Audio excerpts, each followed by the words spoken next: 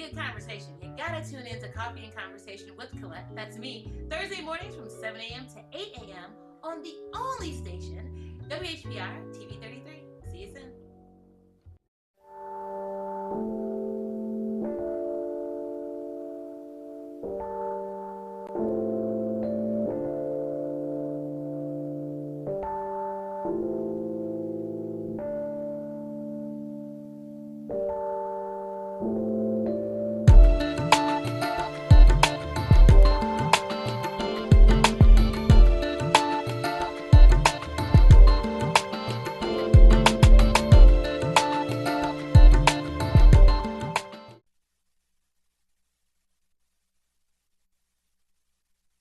Conversation with Collette this beautiful Friday morning. And for those of you who are just tuning in, I'm still going to do my curtsy thing because that's what I do. It's about 5 or 6 minutes after 8 o'clock, and I know that you are definitely engaging in your day. And you couldn't do that any better than to tune in to be a part of this conversation because you know you're going to be educated, enlightened, and empowered at the end of our time together. And you're going to then share that information with someone else. That's our charge. There's more than one way to have a conversation, and you're going to have a positive impact. You're going to effectuate positive change and growth with someone on today. And all the lines are lit, and I appreciate that. And I'm just going to say this. And you know, straight no chaser, that's what you're going to get with me. I'm going to just say it this morning. I believe that you all didn't want to have the conversation with me in the previous hour because you didn't know how. I was just talking to Sean. Sometimes the best conversations I had during the break. I was just talking to Sean, and I think that we can't adequately talk about mental health because we don't even understand the importance of our mental. We don't even realize what it looks like to actually think. The majority of us just regurgitate information. If you asked us to break down, think through, challenge a statement, what someone said, what we read, we can't adequately do that. And I'm going to take it a step further. Those of us, I was in Bible class on Wednesday, and we were talking about Ephesians, actually, and brought up the text, and it was asked, okay, what does this mean? Fear and trembling. What does that mean? We don't even know. So we go through stuff, we go through life, and we don't even understand who we are in that space. And I'm going to equate it to a mouse, a rat in a maze. So when you put the rat down, what does he do? He or she, whatever. It's the thought, it's the smell, it's the instinct that I need to get to the cheese, the food, whatever that is. And so I'm just going to go through whatever the trials, tribulations, terrain, whatever it is. I'm just going to go through it because ultimately I just want to get to that whatever is tinkling my senses. So many of us have identified those things in a minute fashion. We go through life, but what's the goal? So you go through life and you say, okay, I'm going to go to this job. Do you have a goal? I believe that we don't even have goals. We have things, maybe we have place values. We have holders. So the goal is, oh, I'm going to save up this money so I can take a trip. Oh, I'm going to save this money because I want to buy these Marquesas or these Louboutins or Hermes. I want to buy this car, these Cartiers. That's a goal. No, that's just a part of the life process of a consumer. Is your goal that I want to be an independent thinking person? I want to be free. I want to not have to depend on a system for any aspect of my life. And if indeed I do, because it's a rule of engagement in these United States of America, I'm going to know how to make it work for me. Not I'm going to work these 40 years and then they're going to give me this check and then I'm just going to sit there. We don't do. Do you know how to maximize this moment right now? Is that a goal? And do you understand that if you don't think it, you can't create it, then you can't achieve it. What do you say? If you believe in your heart, achieve it. If you think, believe, you can achieve. You know how that saying goes. But we don't even think it. There's a difference between the mind and the brain. I talked about that, the book Super Brain, Deepak Chopra. I tried to get you all to read that with me. There's a difference. And I don't even think we get it. So that's why we can't even talk about how important it is up here because we don't even understand what up here is really meant for. Majority of us only use what? 5% of our capacity in life. You all seen the movie Lucy, where she has an awakening, an opening of the chemicals that allowed her to maximize the increase of her mental.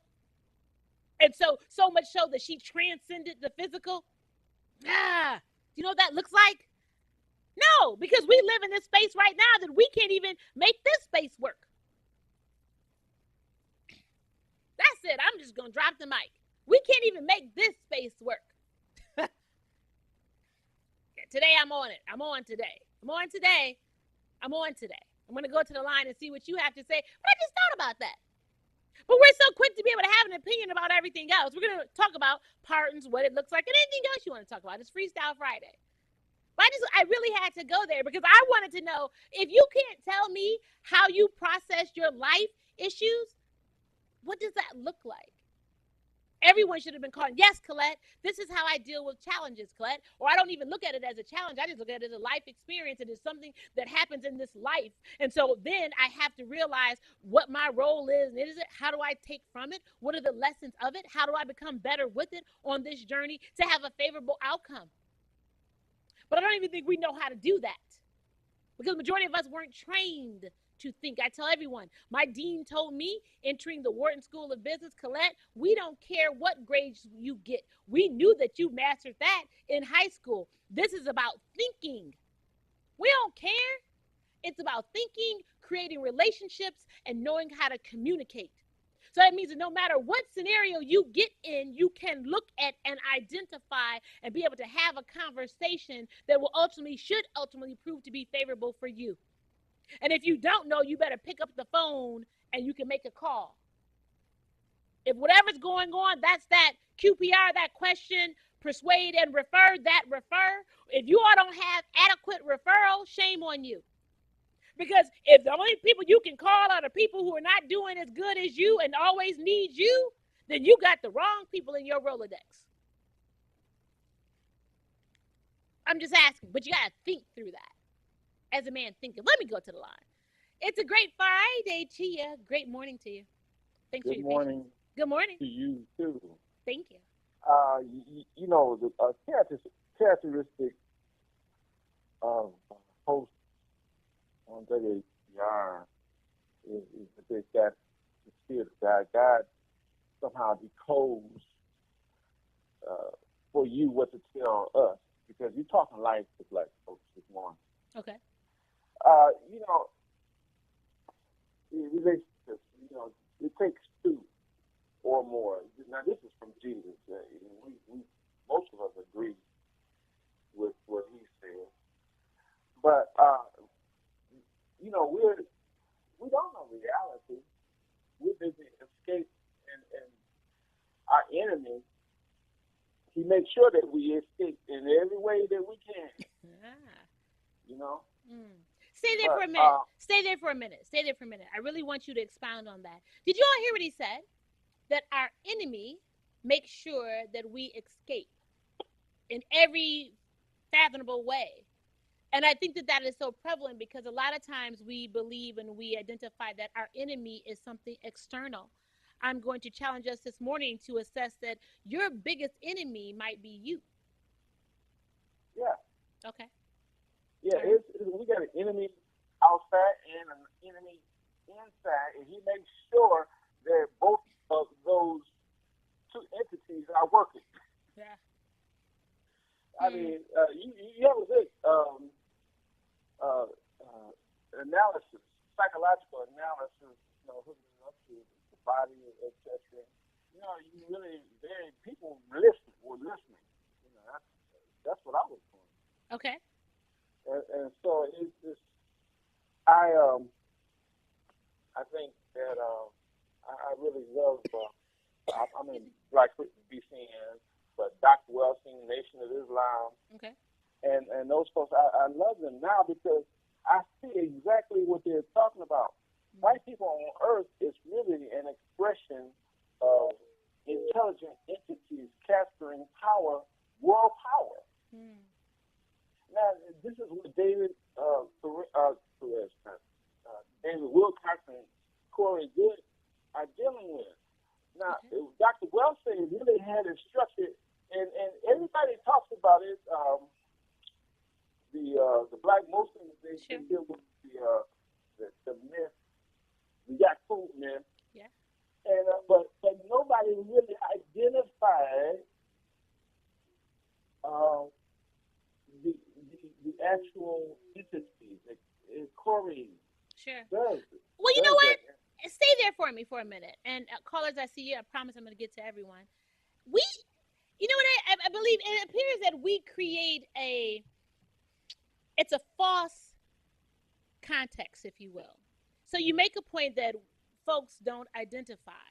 They don't know what to identify. Right. And I'm just saying it. And they don't know what they want to, and I think this is most detrimental. They don't know, but they want to act like they know. And that, I believe, is the biggest injustice that we can give to ourselves, as opposed to just saying, guess what? I don't know. Or we just listen to everybody else. Everyone will sit and talk about, okay, the Bible. People don't read the Bible. Folks don't read the Bible. They wait till what the preacher tells them. He pulls them same scriptures.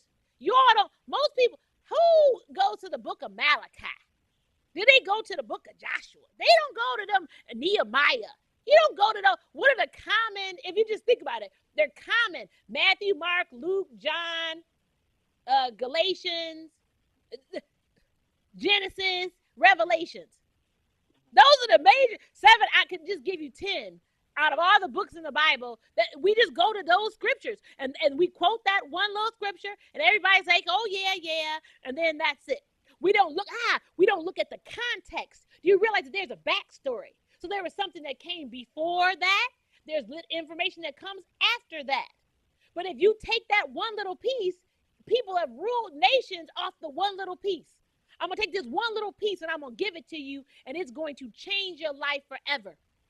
And we're not astute enough. You make a great point about power. We don't understand what power is. We don't know what power is. Honestly, we don't. We don't know. We're oppressed, but see, the thing is that that's the unique thing about Detroit.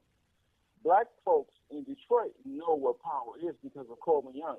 In Africa, they know what power is, but they're oppressed. Most Africans, especially Nigerians, are very tight-lipped because you will get erased off the earth very quickly. So they some of us know what power is, and like I said, in Detroit, we serve as the example to where we really need to go, and so we kind of beyond that point. We're in a stage of loss actually right now, but. Well, stay there for a minute. Stay there. Mental health is based upon power. Well, stay there, and then I'm going to promise I'm going to get everybody else in because I have a clip. But guess what? I don't believe that we're at a loss. I was having a great conversation, and let me tell you why. I was having a great conversation with my muse. You all know I reference my muse a lot. And in the conversation, we were just talking about where you actually see opportunity. And see, we don't realize that the best opportunities are in the most devastating situations. We were here. We don't know power because if we did, we would have done more with Coleman Alexander Young as the mayor of this city if we knew power. Because there was opportunity like never before when he was the mayor. But because we didn't know power, we were only trained to get jobs. We didn't exercise it. And then when he got out of office, and then subsequently everybody else has been doing what they want to do, and now there's this quote, new Detroit. And so everyone is up in arms because, now the downtowns are everything with a town is being developed, and we're not included. Man, stop. You're not included if you believe that mindset that someone needs to include you. If you believe that it's yours, if you walk in the city, if you know how to make it work for you, whatever, it wouldn't have even been it wouldn't have been an issue. I had key leaders talk to me, well, Collette, they're not inviting us to the meetings downtown. Who's waiting for an invitation? And you're so busy talking about what they do downtown, you can't even control your town. Do you have your block on lock? Did you buy up everything that's around you? Or did you sit and wait for them to come in on your block and then they start buying it up and then you tell y'all talking about what they doing? Let me tell you, folks, them other folks, they would never let you come in on their block. If there's properties, and say, I'm going to give it to you. You out in West Bloomfield. and you in a cul-de-sac, and one of those properties comes up back in the day, I'm going to buy it up. I'm going to control who I determine to put in there, because not everybody's coming into space. We sit back and let everybody do everything to us, and then we get mad when they don't include us, because we don't even understand what we have. We don't know power. I appreciate your call. Thank you so much this morning. Can I say this? You got the spirit of God this morning, because I'm feeling you. But the responsibility of the black church is to teach power. No, it's not. No, it's not. No, it's not. This is my position. The power is controlled by a group, not individuals. But I agree with what you're saying, and except the last thing you say, power is something else. But the black church that's our responsibility. Interesting. Power. All right, I appreciate that. I want everyone to continue with that thought, because I think that's quite interesting. The black church's responsibility, he said, is to teach power. The black church has no power. Did that sink in for you? The black church has no power. And you're like, yo, Collette, yes, it does. It takes in tithes and offerings every week. That's not power. You take that money, you go right to an established bank that you don't have stock in, that you didn't create. You take all those tithes and offerings every week into that bank, and they use that money, and they create loans off that money, and they give you a minimal return off of your money every year, and you do nothing with it. You ain't bought up the blocks. You didn't create your own credit union. You haven't created your own retail. You haven't created your own. Do you want me to keep going? There's no way we have a church on every corner in this community that our actual community should look the way that they do. If you had power, stop it. That's individual monies that are being created. It ain't even wealth. You also want to sit and talk about tithes. Tithing is an Old Testament. The component of tithing was to take care of the priests who didn't work, who were up in the church, if you will. Under the New Testament, you don't have to tithe. That's not what that is. Understand that. But we don't understand that. And we'll sit and give all to the church to build up the church when you can't build up your house. You haven't paid your electric bill with the church lights on. Y'all, come on now. This is so critical right now. If you don't understand how you think and how you've been brainwashed and the indoctrination, you will never be better, because you keep regurgitating the information, or you have a false belief and you constantly see that the return is not. What is that called? The definition of insanity. Keep doing the same thing, expecting a different result.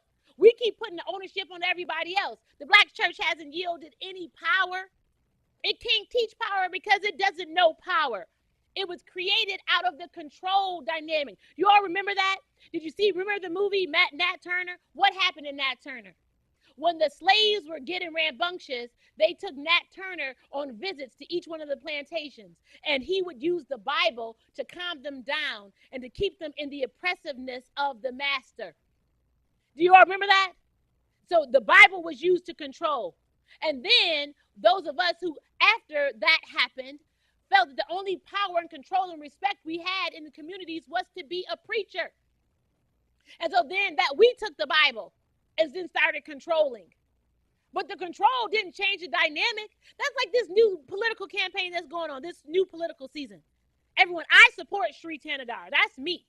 And the reason why I support Sri Tanadar, if you ride by my house, you'll see a sign in front of my house. I support Sri Tanadar because it's not about Sri, it's about me. It's about me knowing what I can ask for. It's about me knowing the importance of what government is supposed to do. And there is a candidate that I can touch to make them accountable. It's about me. No matter who you all vote for, it should be about you and knowing what you want, knowing what government can and cannot do. That is the power. As opposed to, oh, they don't have a plan. Man, who's ever brought a plan to you? Tell me that. Tell me who, especially if you're prescribing to the Democratic Party in Michigan, who's ever brought a plan? They brought to you the candidate. And y'all don't have to like it, but I'm saying it. They brought the candidate into the church and let them come up in the pulpit and give you a chicken dinner, and then you were supposed to vote for them on election day. No one had a plan. They've never had a plan. Not to present to us, They've had a plan when they get into office to accumulate their wealth. Do you realize that's what politicians do? Y'all don't remember the piece I brought to us a couple years ago that talks about the wealth? The wealthiest congressional members were coming out of California, worth $24 million, $32 million. Sadly enough, Congressman Conyers, his worth was $153,000. That's power. Knowing how to create policy and legislation and bending it. Because in America, there's no moral compass, and you hear them say the separation between church and state. Come on, y'all. Call it for what it is. And then talk about how you fix it for yourself. But if you don't call it for what it is, you keep going on this wheel in this circle of nothingness. And then keep fighting about the result, when the result will never benefit you. Because you ain't even playing the right game. You're not even on the right team, on the right court, in the right stadium, in the right city. Come on, y'all. Let's have a different conversation. Thanks for your patience. Good morning to you. Good morning. Good morning. Yes, what you said we didn't know or didn't have is not true in history. In his story, not our story, in his story. And Brother Tyrone, and I'm going to stop you this morning. I appreciate who you are, but I got to interject on this one. It is his story. Do you get that? The information that you give is what he wrote on a piece of paper, the statistics that he gave, and you get that information to give back. Now, unless you wrote the book, it's what he's saying. I'm 77. That's great. I was here before you was born. That's great. And so I can tell you from personal experience that we in Detroit had more ownership of housing than any other city in the United States. Absolutely. I agree with that. And yes. we in Detroit had more ownership of strips of Linwood, Dexter, Finkel than any city in Detroit. What you're talking about, we didn't know. But you didn't know that in 1965, they passed the Immigration and Nationality Act. And when they passed that, in conjunction with the Small Business Administration, they guarantee loans to Michael George or Air. And they open up business financed with our tax money through the Small Business Administration. Yes, and blacks could not compete with those banks. And they did that across the United States and black communities. Okay, so let me ask you this. So stay there, Brother Tyrone. Stay there for a minute. And absolutely. But okay, so then what? I mean, do you actually think, and because you're 77 years old, do you actually think that they were going to create a policy that was going to empower us in the first place? No, we were empowered. That's what I'm telling you. I know. So when you're now bringing in the dynamics of how they changed legislation, why are we shocked that they changed the legislation? Are you shocked about that? Now, here's what they done. They also created New Detroit. When they created New Detroit, they start buying up the black preachers, the black activists, the black politicians. So then we got city council, successive city council since 96, gave away all our collective property, a water company, and the people of Detroit didn't have any say. So therefore, you have a black intelligence who has been a colonial dictator who have brought us to our knees. That's what the young people must understand, that history, and I am a part of that history. Not reading, I lived it. And so then what, Brother Tyrone? Then what? We first don't understand. You said it when you began your show. We're in a class society. Yes. And classes operate in the black community. Yes. The black intelligentsia, like all intelligentsia throughout written history, gravitate to those who controls the economy. Yes. So those blacks, what you see in the city council, the state politics, politicians, those are the Obamas. They service capital. They don't service black because they got the same biology that we have. Absolutely. That's why we are in a class society. So the working class and the poor must organize, and we gonna have to organize against the policies that they carry out for corporations that I hear on this TV program 33 day in and day out. And so how do we do that? Because I believe you don't do it without money. We can't work against the policy without money, but we can't even agree to your point. In Montgomery, they had no money. When was that? But they Brother had Tyrone? a true leader. And that true leader told them, say, if we we boycott the bus company that make over $3,000 a day, we will bring them to their knees. And the people didn't have no money. They had their feet. They didn't go and put no money in those buses. They brought Montgomery to their knees. That same thing happened in 63 when they started mass marching. When they started mass marching in Birmingham, Alabama, they had over 800 cities experience that. That's why we got Social Security, Medicare, Medicaid, Food Stamp Act, millions hit the street. Now, how do we do it today? We first must set up the means of communication so we can talk to the ordinary people across the city, not the mayor, not the city councils, not the preachers. And if we talk to them, we'll find out that nobody likes the condition. And if we organize through first that communication, then we can stop the inverts that's going on, invert relationship. They are benefiting off of our misery downtown. So we got to first build a means of communication, and you'll find out that we do understand what social power is. We do understand what the mental problem we have. We got 5-year-olds to 12 in the black community committing suicide.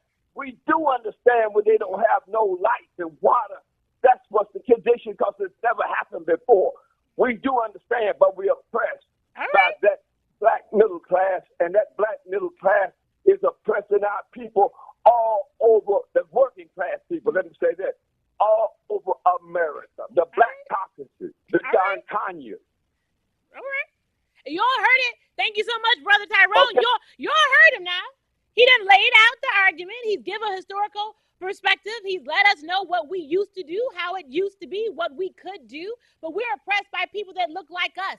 And we're oppressed by people that look like us because the goal was always to assimilate into what we thought was better. We thought that white America was better.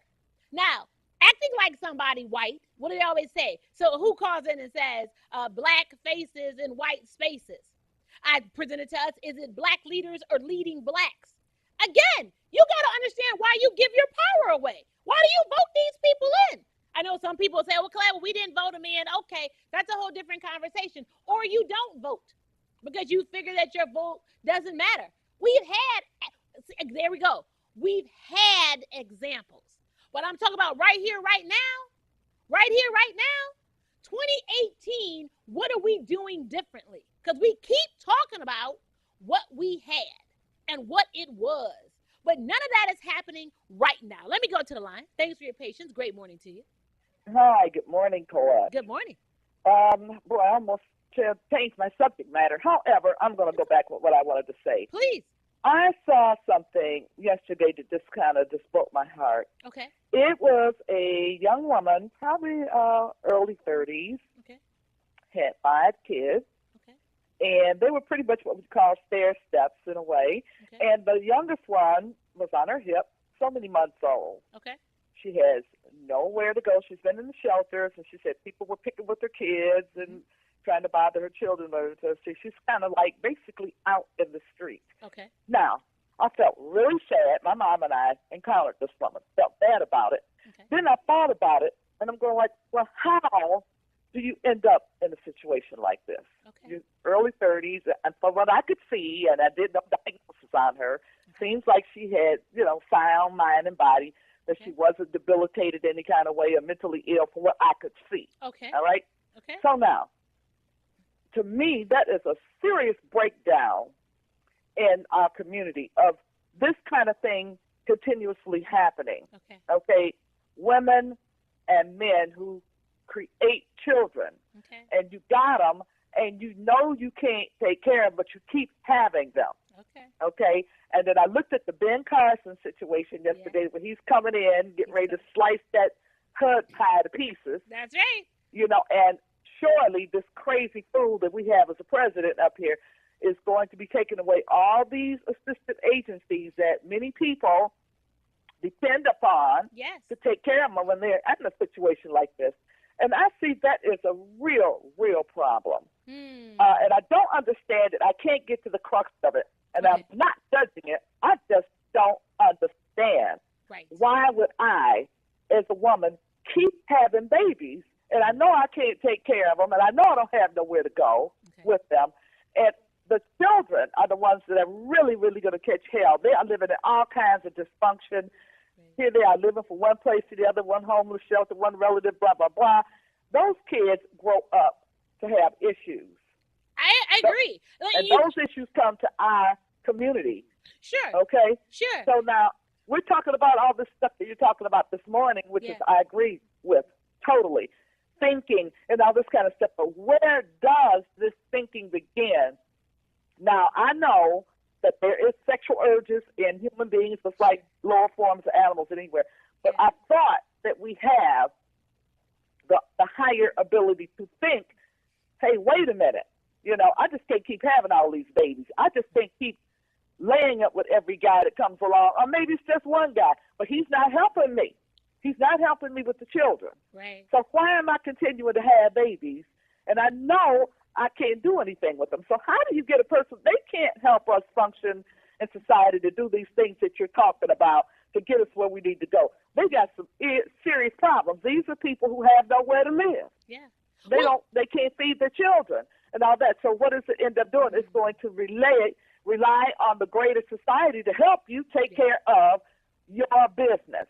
And I think with this basic thing of thinking that you're talking about, I think that the rudiment to all of this, we need to learn or participate in taking care of our own business first. Yeah. Then you can get to this higher order of thinking. If I am hungry and I got little babies all over the place and I'm out in the street, I ain't worried about those. Right. I'm not worried about nothing except basic survival. Right. You see where I'm going with this? Yeah. I don't understand where this level of non-thinking is coming from. I mean, I'm seeing this a lot. Right. My mom and I participate in, Forgotten Harvest, and we have people coming in there with 12 kids, 10 kids getting this free food and stuff. And I'm going like, well, wait a minute. 12 kids in this today's society, that is insurmountable in terms, to me it is. Right. I don't know how the heck did you take care of 12 kids? Right. Or even 5 that you take care of. Even 1, as far as I'm concerned. Right. Okay, so I think that is a serious issue right there that perhaps, I don't know, that the elders in the community need to start talking to these young women, schooling them, if they'll listen to you. I'm not real sure where to go with that, but I just don't understand that mode of non-thinking, and I call it non-thinking. You know what? You make a great point, and let me just tell you this. And everyone, I want to reiterate her comment. It's not a judgment call. She's not making a judgment call. It's an observation. Right. I would like to believe that it is generational. I would love to have seen how she grew up, if that was the environment that she has come from. I've had a direct impact. I told you all real estate and owned properties, and one of my tenants, she was one of 4 girls, and they all were generational welfare recipients, had never had employment. They each had 3 to 4 children each, no man around, and it was their mother there as well. And they all lived off of the system. And so when Snyder came and started cutting, remember, in the onset, once after the onset of the recession, and Snyder said, okay, if you've been on aid for more than 60 months straight, I'm going to change the thing. Everything in life changed for them. I tried to, because they were getting foods and, Section 8. So that's how I was getting paid. I tried to get them jobs. They didn't want to work. I did resumes for them. They didn't want to do it. I would go over there and try to see what was going on. Everybody was just sitting in the house, relaxing. I was trying to sell them for home ownership, that you can sell this house. You can buy the house. You don't have to rent in the house. They told me, Collette, you just think that you better than everybody else. I said, I'm sorry. Let me just understand this. Actually, I was waterproofing the basement. I was on my hands and knees waterproofing. I know how to waterproof. Waterproofing the basement. They said, oh, well, we know you a millionaire anyway, and you just think you better than everybody. I said, wait 1 minute. You see me. First of all, I don't even know why you think I need to have this conversation with you. But if you want to bring that to, as that's the issue when I'm trying to make it better for you, I'm on the ground. This is what I own. I'm trying to create a value and keep it good for you when you can't pay rent. And I'm in an eviction process with you, but you don't want to do any better. You don't want to do the better, and you're fighting me. I said, so really? I said, but you know what the problem is? I tried to connect with you. If I dogged you out, if I act like you were a non-factor, if I act like I was better than you, or I had a white man come over here and get rent, a white man come over here, you all would totally respect him and have a different mindset. That was my experience. And so I had to wash my hands of it because they tore up my house. I went 8 months without getting rent, had to go through the eviction process because you heard their story. And I didn't have the answer. To this day, I don't have an answer. My point. I don't have an answer because I didn't grow up that way. So, I didn't grow up that way, and I don't have the answer. And you said it. I don't understand how. I don't either. But again, it perpetuates itself. Yeah. Yes. Collette, because absolutely. The kids get that. As you said, absolutely. It could be generational. Yes. And we're breeding a bunch of people that non-think like that. Okay, so you've got that going on within our community. And I'm not saying it's just black folks, because there's other folks that do it too, sure. Whites and Latinos and whoever else. Absolutely. There are populations of people who are like that. Yes. But again, that is part of what puts a drag on things too. Yeah. I'm telling you, because they live in our community, they live with us, we interface with them all the time. Sure. And what that's where the problem is, I think, too. It is a social thing. Yes. And we have far too many of them. Yes. And I don't want to say them, but there are far too many people in that situation. Yes. And I'm starting to see it more and more and more. The men who father these children don't give a cotton picking. They don't care in a lot of situations. They just keep going from one person to the other like a bee pollinating off flowers, okay? Yes. It doesn't matter, yes. okay? And as long as they produce some Pampers or some milk or something, okay, that's fatherhood for a lot of them. Maybe not all, but again, this is not a judgment call. No. I don't want to have anybody wasting up your time talking about that lady, she's a bourgeoisie and she's a blah, blah, blah, blah, blah, because that's not true. It is an observation, and I think I'm seeing more of it than I care to see. We are. And it kind of just, it takes a lot of the wind out of your sails when you got to drag that along. Right. But you know what, stay there. Trying to progress. But stay there for a minute, and maybe I think you make such an indirect point, but so relevant, is that the system, it was systematically designed that way. And we fall right into it because, and I'm not saying that people cannot grow out of adverse situations, but it takes a very special individual to grow up from a really rough, challenge upbringing to do something different. So the most folks, if I starve you out of opportunity, and whether you create it or not, but if I do my part to not have adequate housing, to not have adequate education, to not have adequate employment, then you have a prison, a public school to prison pipeline. So you'll get in this trouble. Thing called gentrification. Yes. We're seeing it. Yes. We're seeing it with Ben Carson taking the HUD stuff, all the other safety valve type or safety net programs. Yes. They're starting to go. Yes. So this population of people that we are talking about now, they're going to fall. Yes. I mean, they don't have anything else to depend upon because that's what they've been used to dealing with. Yes. Now, somebody maybe like yourself or like myself, we might be able to survive this because we're not depending on it in the first doggone place. Right. Okay. Well, let me just say to that point, we all, if you all are tuned in to this conversation, We don't have to identify with that, okay? We can be successful. We can thrive. We can live. We can do more than survive. But as the caller has shared with us, we have to deal with our truths. Because this is the truth. Because this is the truth. And we have to hold ourselves accountable for why we do what we do. You already know that they are who they are.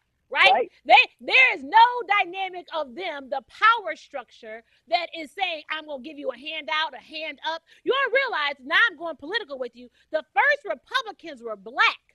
Right. We weren't a group. We were the most conservative people. We weren't for handouts. We were for empowerment. We were for working together. We were for doing our own thing. That's right. That's who we were. And but not anymore. And something happened along the way. To grandmother's house. There you go. When we stopped realizing that we were all that we had and we could always only depend on each other. And that meant no matter what your class was. Exactly. So if you were an educator, if you worked in the factory, we all lived in the same communities. That's we all felt that we were one. It's like the Borg in Star Trek. We all functioned as a unit. But when the masses led us to believe in our minds that it would be better for us by separating ourselves, they already knew it was about class. We didn't know. Remember, when someone already has a plan for you, they're 10 and 20 years ahead of you. You just walking in what they create.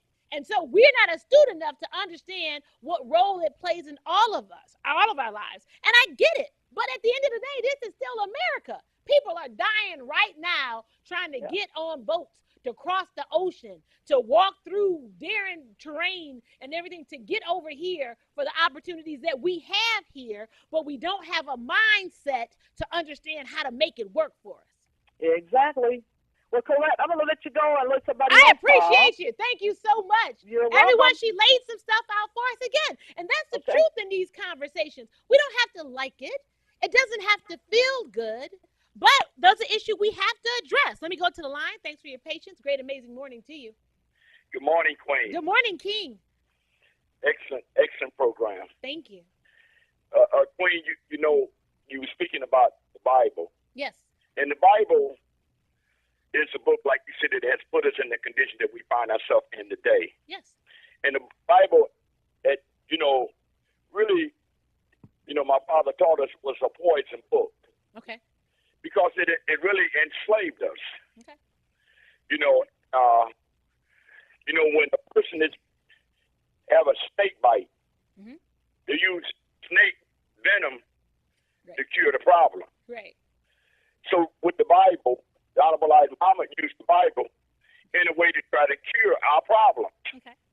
In other words, the Honorable Elijah Muhammad taught us that he came to raise up the nation of God. Sure. What the word God means force and power. Okay. And what he tried to do was empower each and every one of us, because each and every one of us understand, have that God self within our own self. Yes. And that's what he was trying to connect us with, was within our own self. It's even like Jesus made the statement. He said he had to overcome the forces of nature within his own self. Meaning that his biggest battle was with his own self. Yeah. It wasn't with the individual outstanding in front of him, but it was himself. And once we overcome those forces, appetite, sex, pride, arrogance, all those things that exist in each and every one of us that we deal with every day, you had to overcome them. Once you overcome those forces, you win that battle, then you can begin to inherit the power of God. And all of us have that within us. It's at hand to each and every one of us. Even Jesus made this statement for those who think they're going to die in heaven out in space somewhere. Right. Jesus said the kingdom of heaven was within. Yeah. He never pointed to the out in space. Right. He said it was within. And he said you had to work it with your hands, meaning that it wasn't going to be already built for you. Sure. It was a process. Sure. And just like what we're looking at today, many lives are going to be lost. Yeah. But the change or the revolution has already started. Yeah. So there are going to be many lives going to be lost because death enhances life. Yes. Death enhances life. Yes. And so don't get alarmed looking at the condition, because you got to look at the God has to being in this equation now. Yes. And we look at Donald Trump, and Donald Trump understand God allowed Donald Trump to be in office. Donald Trump is going to bring out in each and every one of us that what is necessary. As you know, you were talking about earlier how a system was set up where we became dependent on another people. Yeah.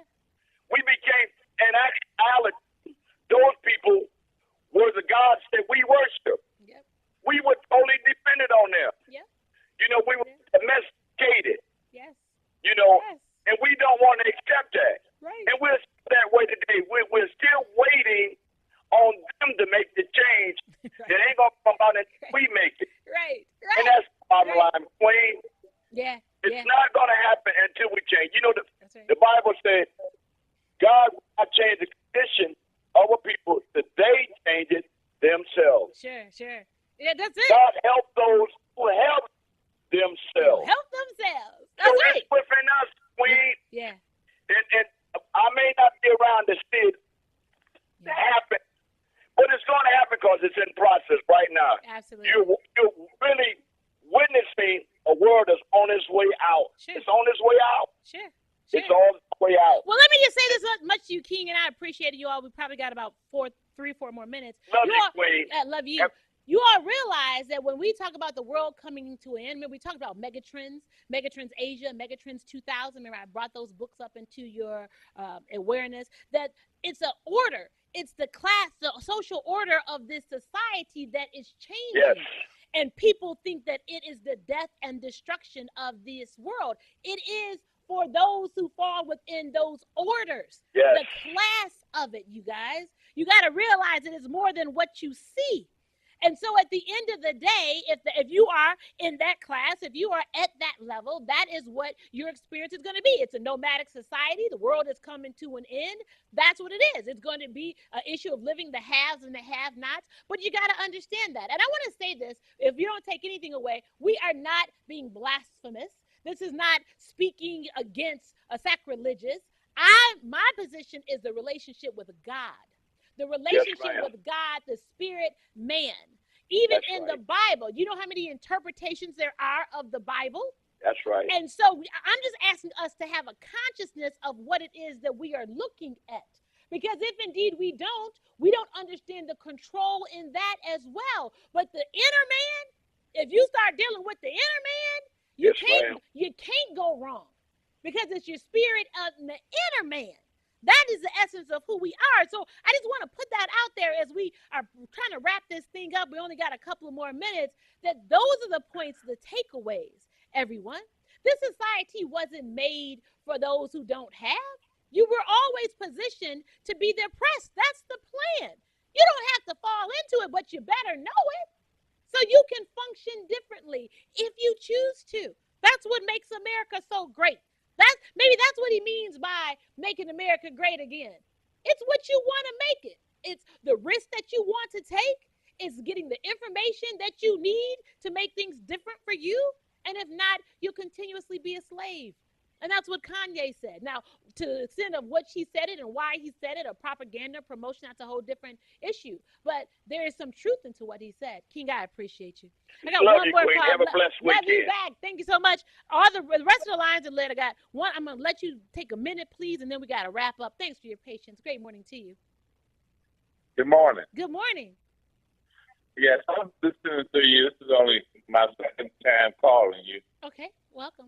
But there is an example of something that happened in Detroit, of a community that was torn down and rebuilt, and the people that were moved in was organized, and the community service organization was set up to provide services for them. Okay. Services like lunch program, after school program, home centers, activities, sports activities. Okay. A community service organization was set up by a brother named Christopher Austin, Okay. Irma Henderson. Okay. Now, this community is still thriving right now Okay. because the services that were set up and continued, and those same kids that came from families that you described that had no father in the house, okay, and the mother was on welfare. Because of the services that were provided for them, that generation of kids are now thriving, working, educated, and I see them all over the city every day. Okay. You need to read a book called The Ditch by Cicero Love. All right. So I'm going to have to stop you on that. Thanks so much for calling. I'm going to pull that up. I'm going to be prepared to have that conversation beginning on next week. So appreciate you as a first-time caller. And all the other callers, so sorry that I was not able to get to you because our time is up. I just hope that at the end of the day, you got some information that will cause you to say, but in a good way, that you realize that there is life and death in the power of your tongue and how you think, what you think as a man thinketh, so is he. So I charge you on today to have an impact, to think about what you do and why you do it, and realize that it can be some positive outcome if you just look at things for what they are and then be determined to make it different. We're in America. We can make it great if we choose to make it great, no matter what the adversity is. That challenge and that charge is what will make you better. It'll make you rise to the top. Cream rises to the top. So that's all I got for you. Our time is up. It's been an amazing 2 hours. I so appreciate you. Hope to see everyone tonight at Get Out. Hope to see you tomorrow at the forum, free suicide prevention forum. It's important. We got to keep our minds healthy. Mental health is the premise of being healthy individuals. So thankful for our time. You've been listening and being a part of Coffee and Conversation with Collette. I'll see you next week.